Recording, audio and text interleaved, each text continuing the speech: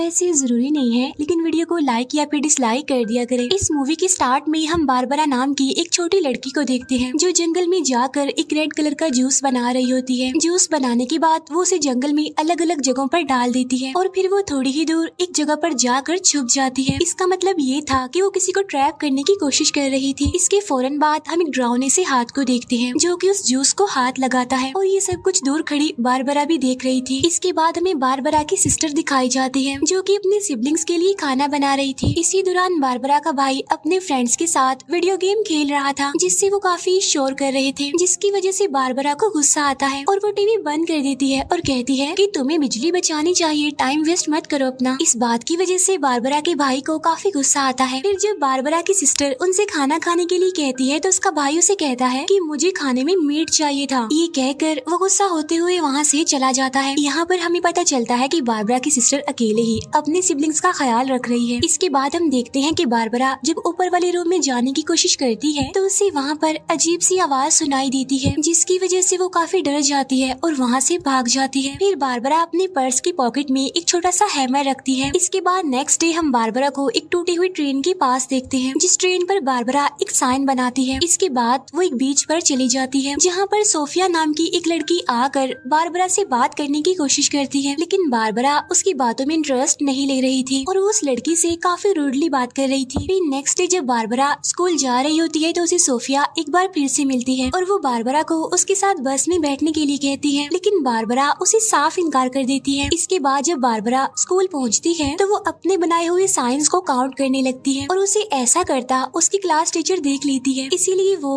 Barbara का पीछा करती है क्योंकि बारबरा तो काफी अजीब ही बिहेव कर रही थी। इसके बाद बारबरा जब लंच कर रही होती है तो उसके पास एक लड़की आकर उसे बुली करती है और उसे परेशान करने की कोशिश भी करती है। तभी इस बात से परेशान होकर बारबरा उसके हाथ पर स्पिट करती है जिसकी वजह से उस लड़की को काफी गुस्सा आता है और वो बारबरा को मारने लगती है, लेकिन तभी बारबरा की टीचर उसे अपने पास बुला लेती है जिसकी वजह से वो बच जाती है। फिर बारबरा जब अपनी टीचर के पास जाती है तो उसकी टीचर तो उससे काफी अच्छे से बिहेव करती है और वो बारबरा से बात करने की भी कोशिश करती है, लेकिन बारबरा तो उससे भी काफी रूडली बात करती है और वहाँ से चली जाती है। अब बारबरा की ये बात उसकी टीचर को भी काफी बुरी लगती है। इसके बाद बारबरा जब पानी पी रही होती है तो वही बुली करने वाली लड़की फिर से वहाँ पर आ जाती है और वो फिर से बारबरा को मारने की कोशिश करती है, लेकिन बारबरा तो उससे बिल्कुल भी नहीं डर रही थी। लेकिन इससे पहले कि वो लड़की बारबरा को मारती वहाँ पर प्रिंसिपल आ जाते हैं जो उस बुली करने वाली लड़की को देखकर उसे एक हफ्ते के लिए सस्पेंड कर देते हैं। इसके बाद हमें एक बीच का सीन दिखाया जाता है जहाँ पर बारबरा के साथ सोफिया भी थी और इस बार बारबरा उससे गुस्से से बात नहीं करती बल्कि अब उन दोनों की दोस्ती हो चुकी थी और यहाँ पर सोफिया बारबरा की बहादुरी से काफी इम्प्रेस होती है क्योंकि उसने उस बुली करने वाली लड़की का काफी बहादुरी से सामना जो किया था। इसके बाद बारबरा सोफिया को जायंट्स की कहानी सुनाती है जिसमें सबसे पहले वो उस जायंट के बारे में बताती है जो सबसे पहले पैदा हुआ था कि वो तो साइज में बहुत ही बड़ा था, लेकिन अब क्योंकि वो अकेला था तो इसीलिए उसने खुद को मार दिया, जिसकी बॉडी से बहुत सारे जायंट्स पैदा हुए जिनमें एक तो वो जायंट्स थे जो बर्फ में रहते थे, दूसरे वो जायंट्स थे जो एक ही दफा में बहुत सारे लोगों को मार देते थे, तीसरे जायंट्स वो थे जो बच्चों के खून से नहाया करते थे और एक जायंट्स वो भी होते हैं जो तुम्हें तभी नजर आते हैं जब बाकी जायंट्स तुम्हारे आसपास आने वाले होते हैं और इनसे भी खतरनाक होते हैं टाइटन्स जिनकी सिर्फ आवाज सुनकर ही इंसान कांप उठे। अब बारबरा की बातें सुनकर सोफिया काफी डर जाती है। बारबरा उसे ये भी बताती है कि इन सब जायंट्स को पकड़ने के लिए मैं एक ट्रैप भी बनाती हूँ ताकि मेरे ट्रैप में वो जायंट्स फंस जाएं और मैं उन्हें मार सकूं। इसी दौरान बारबरा उसे अपनी पॉकेट में रखे हुए छोटे से हैमर के बारे में बताती है कि वो हैमर जायंट्स की हड्डियों से बना हुआ है जिसकी मदद से वो सारे जायंट्स को मार डालेगी। अब यहाँ पर हमें पता चलता है कि इस हैमर को तभी निकालना है जब उसकी जरूरत हो।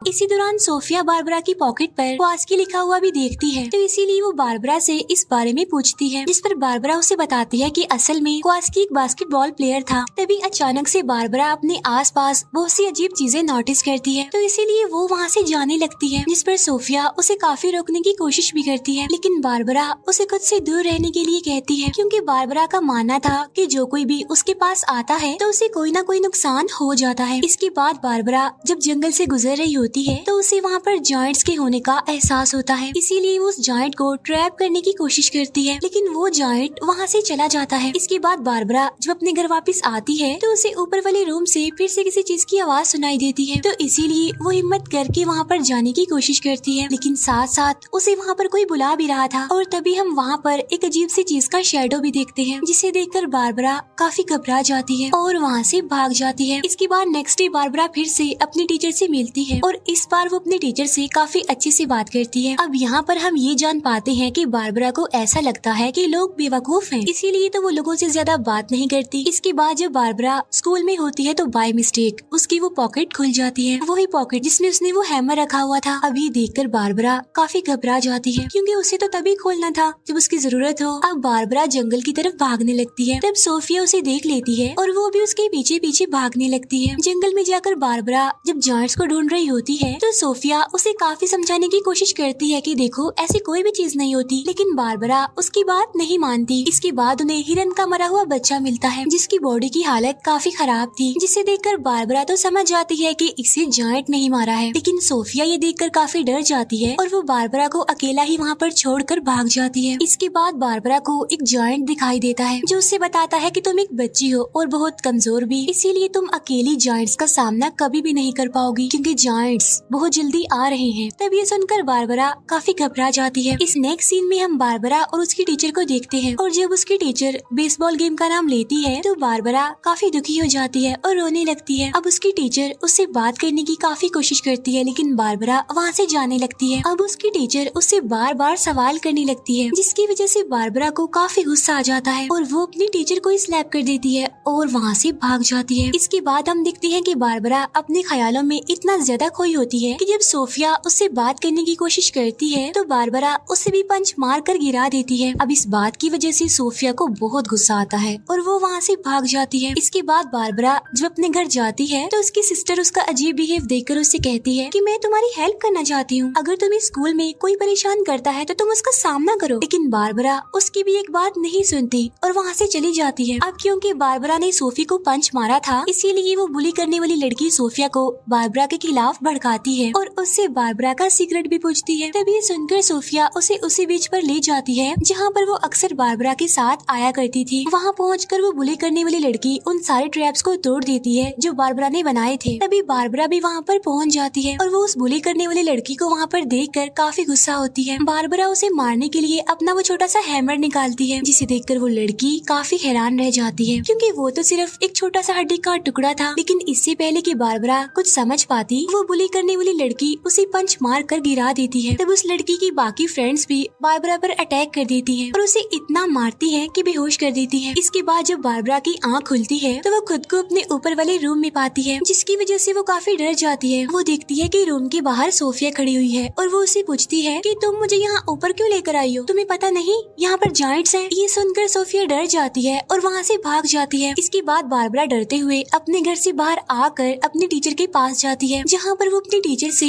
बात करने की कोशिश करती है, लेकिन उसकी टीचर उसकी बात पर ध्यान नहीं दे पाती, क्योंकि वो अपनी फैमिली के साथ बिजी होती है। तब बारबरा उसे कहती है कि सब मरने वाले हैं।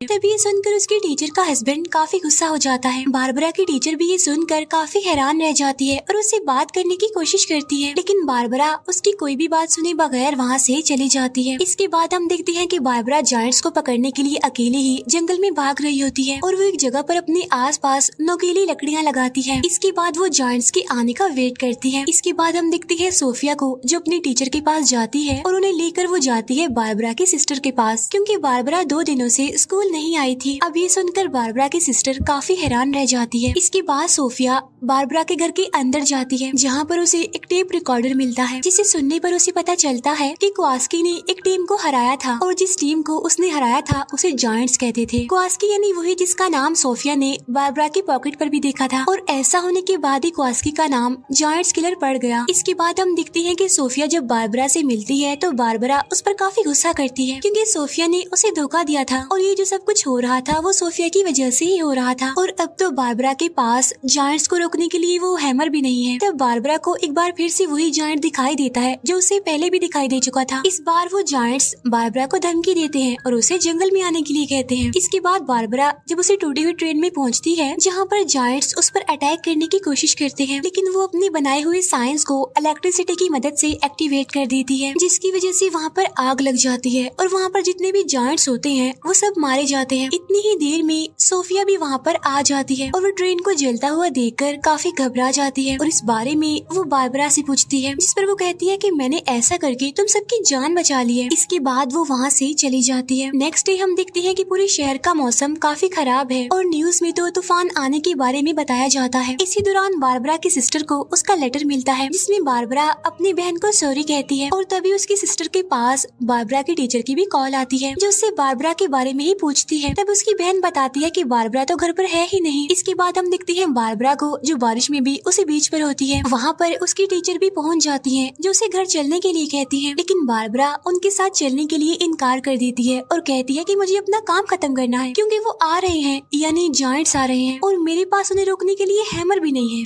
अब यहाँ पर हम देखते हैं कि बारबरा की टीचर बार बार उसे उसकी मदर की याद दिलाती है और उसे घर चलने के लिए कहती है। यहाँ पर हम जान पाते हैं कि असल में बारबरा की मदर बीमार है, इसीलिए तो उसकी टीचर उसे इस चीज का सामना करने के लिए कहती है, लेकिन हर बार की तरह बारबरा इस बार भी वहाँ से भाग जाती है। फिर वो एक बीच के किनारे पहुँचती है जहाँ पर उसे सोफिया मिल जाती है। उस टाइम बारिश भी काफी तेज हो रही होती है। बारबरा सोफिया को वहाँ पर बने एक छोटे से घर में छुपा देती है और खुद वो अकेली ही जायंट्स का सामना करने के लिए बिल्कुल तैयार हो जाती है। और जब एक जायंट बारबरा पर अटैक करता है तो उस टाइम उसे अपनी पॉकेट से एक लाइट निकलती हुई दिखाई देती है और जब वो उस पॉकेट को खोलती है तो उसमें से एक हैमर निकलता है जो कि असली का था। फिर वो उस जायंट को कहती है कि तुम मेरी मदर को कभी भी नुकसान नहीं पहुंचा पाओगे। फिर बारबरा उसी हैमर से उस जायंट पर अटैक कर देती है जिसकी लाइट से वो जायंट इंजर्ड हो जाता है। इसके बाद हम देखते हैं कि वो जायंट बारबरा से बड़े ही प्यार से कहता है कि मैं तुम्हारी मदर को नहीं बल्कि तुम्हें लेने आया हूँ यहाँ पर। अब ये बात सुनकर बारबरा काफी हैरान होती है और उसे कहती है लेकिन मैंने तो तुम्हें हरा दिया। अब यहाँ पर बारबरा को ये बात पता चलती है कि वो चाहकर भी अपनी मदर को नहीं बचा सकती, जिसकी वजह से बारबरा काफी गुस्सा हो जाती है। इसी दौरान वो जायंट बारबरा को अपने हाथ में उठा लेता है और उसे खाने की कोशिश करता है, लेकिन बारबरा अपने हैमर से उस पर फिर से अटैक करती है जिसकी वजह से वो जायंट उसे नहीं खा पाता और वो जायंट वापस भी चला जाता है, जिसकी वजह से शहर का मौसम भी अब काफी बेहतर हो गया था। इसके बाद सोफिया बाहर आकर बारबरा को काफी आवाजें लगाती है और ठीक उसी टाइम बारबरा तो पानी में डूब रही होती है और उसे उस टाइम जायंट की आवाज भी सुनाई दे रही होती है जो उसे कह रहा होता है कि एक दिन तो सबने मरना है, इसीलिए जब तक तुम्हारे पास टाइम है तुम अपने हर एक मोमेंट को ऐसे जियो जैसे वो तुम्हारी जिंदगी का आखिरी पल हो। ये सुनकर बारबरा की जीने की उम्मीद फिर से जाग जाती है और इसीलिए वो पानी से बाहर निकल आती है। इसके बाद बारबरा हिम्मत करके ऊपर वाले रूम में जाती है और यहाँ पर हम देखते हैं कि इस रूम में कोई और नहीं बल्कि उसकी मदर है जिनकी हालत काफी खराब है, यानी वो काफी बीमार है। वो बारबरा को